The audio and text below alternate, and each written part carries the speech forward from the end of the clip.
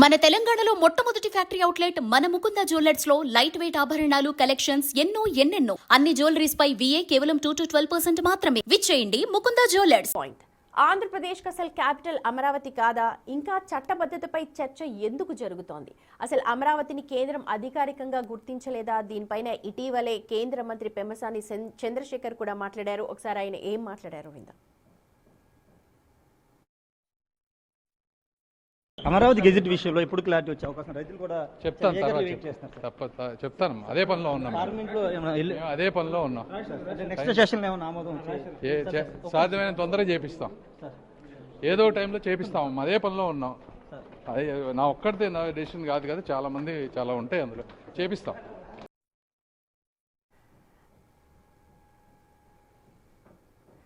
Right, Nageshwar గారు విన్నారు కదా, పెమ్మసాని చంద్రశేఖర్ ఆ మాట మాట్లాడారు. అంటే అమరావతిని కేంద్రం ఇంకా అధికారికంగా గుర్తించలేదనుకోవాలా, ఏపీ రాజధానికి ఇంకా లేదు అని అనుకోవాలా? ఏంటి గందరగోళానికి ఏంటి కారణం? అమరావతిపై ఇంకా ఎన్నేళ్ళు ఈ కన్ఫ్యూజన్? ఇప్పుడు నాకు అర్థం కాని అంశం ఏంటంటే, చంద్రబాబు నాయుడు కొత్తగా ముఖ్యమంత్రి కాలే, 2014 నుంచి 19 వరకు ముఖ్యమంత్రిగా ఉన్నాడు. అమరావతిపై నిర్ణయం జరిగి 1000 కోట్లు ఖర్చు పెట్టారు. చంద్రబాబు టైంలో ఖర్చు పెట్టారు, ఇప్పుడు ఖర్చు పెడుతున్నారు. ప్రపంచ బ్యాంక్ నుంచి రుణాలు తెస్తున్నారు, కేంద్రం నుంచి నిధులు తెస్తున్నారు. మరి అన్నీ ఉన్నాయి. ఇంకా అమరావతి పైన సాధ్యమైన తొందరగా చేస్తాం, అనేక అంశాలు ఉంటాయని మంత్రి అంటే ఏంటో అంశాలు? దానికి ఆన్సర్ అంశాలు ఏంటో చెప్పాలి కదా. అందరు అభిప్రాయాలు, ఎవరి అభిప్రాయాలు తీసుకోవాలి? జగన్మోహన్ రెడ్డి అభిప్రాయం తీసుకుంటారా? అంటే క్లియర్గా మోడీ ప్రభుత్వం అమరావతి విషయంలో సహకరించడం లేదు అనే అనుమానం కలగకపోదా? ఎందుకంటే కేంద్ర ప్రభుత్వం సుప్రీంకోర్టులో, మోడీ ప్రభుత్వమే సుప్రీంకోర్టులో ఇచ్చిన అఫిడవిట్లోనే స్పష్టంగా చెప్పారు, రాజధాని అనేది మాకు సంబంధమైన అంశమే కాదు.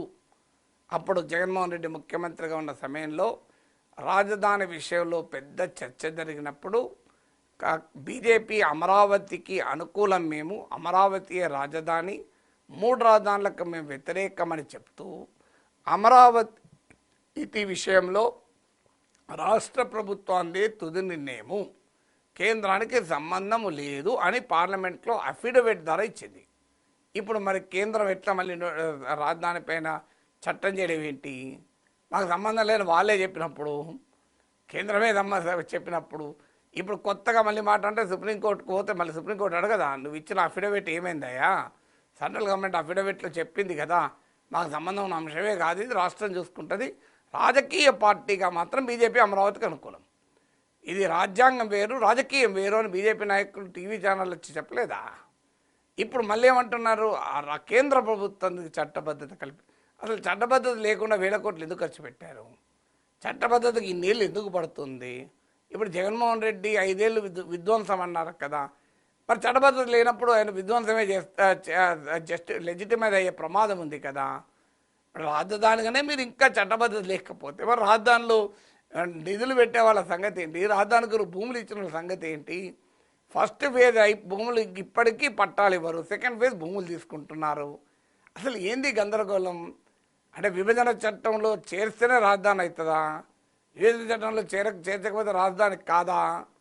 నాకు అర్థం కాని అంశం. దీన్ని ఎందుకు చేస్తున్నారు అంటే దానికి రీజన్ ఉంది. అంటే మేము అమరావతి మళ్ళీ జగన్ వచ్చినా మార్చకుండా కట్టుదిట్టమైన ఏర్పాట్లు చేస్తామనే పొలిటికల్ నెరేటివ్ బిల్డ్ చేస్తున్నారు. కానీ అది ప్రాక్టికల్గా నిలబడదు. ఎందుకంటే రేపు జగన్ నిజంగానే వచ్చాడు అనుకుందాం, అమరావతి మళ్ళీ ధ్వంసం చేద్దాం అనుకుందాం, అప్పుడున్న కేంద్ర ప్రభుత్వం అనుకూలం ఇస్తే మళ్ళీసారి కూడా చట్టాన్ని సవరణ చేయొచ్చు, ఏమైనా చట్టాన్ని పస్తాల సవరించవచ్చు, తప్పే అది. అందువల్ల ఇష్యూ వల్ల చట్టబద్ధత కాదు, ఇష్యూ వల్ల అమరావతిలో రాజధాని అవడమే కాకుండా ఐకానిక్ ఇన్ఫ్రాస్ట్రక్చర్, ఇతర ఇన్ఫ్రాస్ట్రక్చర్ కనుక చంద్రబాబు నాయుడు తన పాలనలో మిగిస్తే జగన్ కాదు, జగన్ సృష్టించిన జేజమ్మచ్చిన అమరావతిని మార్చలేడు. ఎందుకంటే దట్ ఈస్ ప్రాక్టికల్గా నాట్ పాసిబుల్. ఇప్పుడు హైదరాబాద్ను మార్చి నేను నా రాజధానిని సిద్దిపేట పట్టుకెళ్తాను కేసీఆర్ అంటే సాధ్యమవుతుందా? నేను మహబూబ్నగర్ పట్టుకపోతాను రేవంత్ అంటాడా? ప్రాక్టికల్గా సాధ్యమవుతుందా? సో అందువల్ల ఎందుకంటే ఒక సిగ్నిఫికెంట్ ఇన్ఫ్రాస్ట్రక్చరు వ్యవస్థలన్నీ బిల్డ్ అయితే సమస్య ఏంటంటే చంద్రబాబు నాయుడు 5 ఏళ్ళు అధికారంలో ఉన్నప్పుడు పర్మనెంట్ స్ట్రక్చర్స్ ఏవీ లేకుండా తాత్కాలిక భవనాలు నిర్మించి 5 ఏళ్ల పాటు గ్రాఫిక్స్ మోడల్స్ అంటూ టైంపాస్ చేశారు. ఇప్పుడు మళ్ళీ అధికారంలోకి వచ్చాక జాగ్రత్త పడ్డారు, అది జరగకూడదు అంటూ ఖచ్చితంగా 2029 లోపల మేము పూర్తి చేస్తామని మొదలుపెట్టారు. కానీ అందరికీ తెలుసు జరుగుతున్న స్పీడ్ ఎంత స్పీడో. రైతులకు ఇప్పటి వరకు పట్టాలు ఇవ్వలే. 5 ఏళ్ళు అప్పుడు ఉన్నారు, ఇప్పుడు ఏడాది దాటిపోయింది, 1.5 year అయింది. రైతులకు అసలు పట్టాలు ఇవ్వలేని స్థితిలో ఎందుకుంది ప్రభుత్వం అమరావతిలో అనే ప్రశ్నకు ఆన్సర్ ఉండాలి కదా. అందువల్ల ఇప్పటికైనా అమరావతిని రాజధానిగా మౌలిక వసతులు కల్పించి దానికి ఒక రాజధాని రూపం పూర్తి స్థాయిలో వస్తే జగన్ కూడా మార్చడానికి సాహసం చెయ్యలేడు, ఎందుకంటే అది పొలిటికల్గా కాస్ట్లీ అవుతుంది. అది చెయ్యకుండా కేవలము పొలిటికల్ నరేటివ్ బిల్డ్ చేస్తానికి చట్టంలో చేరుస్తారు. ఫైన్, చట్టం ఏమి రాజ్యాంగం కాదుగా, రాజ్యాంగానే 100 సార్లు మార్చారు, చట్టాన్ని మార్చుకోలేరా? జగన్ అనుకూల గవర్నమెంట్ కనుక కేంద్రంలో వస్తే మార్చుకోగలడు. So what is there in it? చట్టానికి ఏముంటుంది, పర్మనెంట్ కాదు కదా చట్టం. No law is permanent, constitution itself is not permanent. కాన్స్టిట్యూషన్లో ఉన్న బేసిక్ స్ట్రక్చర్ మాత్రమే పర్మనెంట్. ఏం రాజధాని అనేది బేసిక్ స్ట్రక్చర్ కాదు కదా. సో అందువల్ల అటు కేంద్రము ఈ మాట చెప్తున్నట్టుంది, ఇదేం గోలనయ్యా ఈ చట్టబద్ధత మీద ఎందుకు పడుతున్నారు అంటే, లేదు మాకు చట్టబద్ధత కావాలి, చూడు భూతం వస్తుంది అని చెప్పి అందరూ అడుగుతున్నారు, మళ్ళీ వస్తుందని.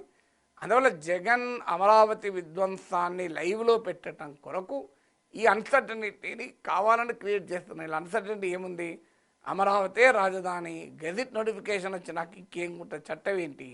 గెజిట్ నోటిఫికేషన్ మించింది చట్టం అయితే, చట్టం లేకుండా గెజిట్లో నోటిఫై అవుతుందా? అమరావతి అంటూ గెజిట్ నోటిఫికేషన్ ఇచ్చాక ఇక మళ్ళీ చట్టం చేసి నేను దాన్ని అందులో పెడతా, విభజన చట్టాన్ని సవరించి మళ్ళీ దాంట్లో అమరావతి రాజధాని అంటారు. చెయ్యొచ్చు, చేసిన రేపు వచ్చినట్టు డ్రాప్ చేయొచ్చు, ఏమున్నది? కాన్స్టిట్యూషన్లో బేసిక్ స్ట్రక్చర్ మినహా మిగతా దేన్నైనా మెడియచ్చు. చట్టం అయితే ఆ చట్టాన్ని మొత్తానికే తీసిపడేయచ్చు కూడా. చట్టాలు ఏమున్నాయి, చట్టాలు మనం చేసుకున్నాయి కదా, పార్లమెంట్లో మెజార్టీ ఉంటే సవరించవచ్చు.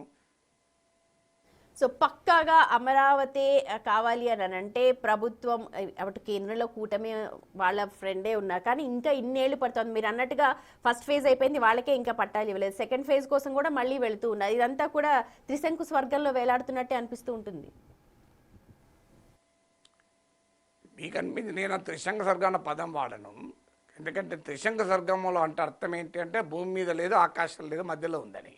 కానీ అది నిజం కాదు కదా. అమరావతిలో పనులు అవుతున్నాయి, అమరావతిలో మీకు ఈవెన్ ఐకానిక్ స్ట్రక్చర్స్ కూడా పనులు మొదలయ్యాయి.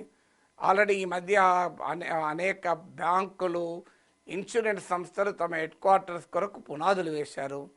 త్రిశంక స్వర్గం నుండి ఇవన్నీ ఎలా సాధ్యమైతే చెప్పండి? త్రిశంక స్వర్గంలో ఉన్నవాడు భూమి మీద ఉండొద్దు, ఇక్కడ భూమి మీద జరుగుతున్నాయి కదా. అందువల్ల మనం అలాంటి ఆరోపణలు చేయలేము. ఒక పదాన్ని, కాన్సెప్ట్ను వాడినప్పుడు నాలాంటి విశ్లేషకుడు చాలా జాగ్రత్తగా ఉంటాడు. So that I don't agree with that. So Amaravati త్రిశంకు స్వర్గంలో లేదు, అమరావతి గ్రౌండ్ పైనే ఉంది, గ్రౌండింగ్ అవుతోంది. అఫ్ కోర్స్ ఆ పనుల్లో స్పీడ్ పెరగాలన్న తప్పలేదు. అమరావతి రాజధానిగా రావడానికి ఏపీ ప్రజలు ఇంకెన్నాళ్ళు వెయిట్ చేయాలి? కరెక్ట్, రాజధాని ఇంకా మీకు రావడానికి ఏంటి నాకు అర్థం కాని విషయం. అమరావతికి ఆంధ్రప్రదేశ్ రాజధాని అమరావతి కాదా? ఇంకా అమరావతి కాకపోతే ఏదండి రాజధాని? అదే నేను అంటున్నా, క్యాపిటల్ రీజన్ డెవలప్మెంట్ అథారిటీ చట్టం చేశారు. క్యాపిటల్ అంటే ఎక్కడుంది క్యాపిటల్? సిఆర్డిఏ అమరావతి ఏరియానే కదా. ఆంధ్రప్రదేశ్ రాష్ట్ర శాసనసభే క్యాపిటల్ రీజన్ అన్న తర్వాత ఇంకెవరు అనాలండి? నాకు అర్థం కాని అంశం. అమరావతి రాజధాని కాదు అని ఎవరంటారు చెప్పండి?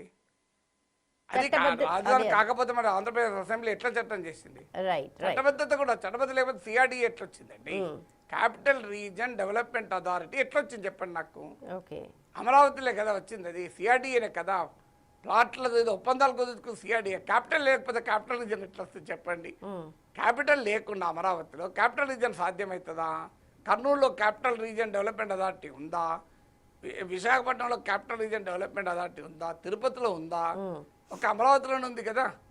మీకు తిరుపతికి వైజాగ్ వచ్చారు, గ్రేటర్ వైజాగ్ మున్సిపల్ కార్పొరేషన్ ఉంటుంది, క్యాపిటల్ రీజన్ ఉండదు. క్యాపిటల్ రీజన్ డెవలప్మెంట్ అథారిటీ అంటే అమరావతి. అందువల్ల ఆంధ్రప్రదేశ్ శాసనసభే దాన్ని క్యాపిటల్ రీజన్గా చట్టంలో చేర్చినప్పుడు ఇంకా చట్టబద్ధత లేదు అని ఎవరైనా అంటే అంతకన్నా అమాయకత్వం ఏమైనా ఉంటుందో చెప్పండి? పార్లమెంటు చట్టంలో చేర్చమని ఇప్పుడు అడుగుతున్నారు. పార్లమెంట్లో చట్టం అంటే విభజన చట్టం సవరించి అది ఎందుకు అడుగుతున్నారు? అమరావతి కొరకు కాదు, అది రాజకీయం కొరకు అడుగుతున్నారు.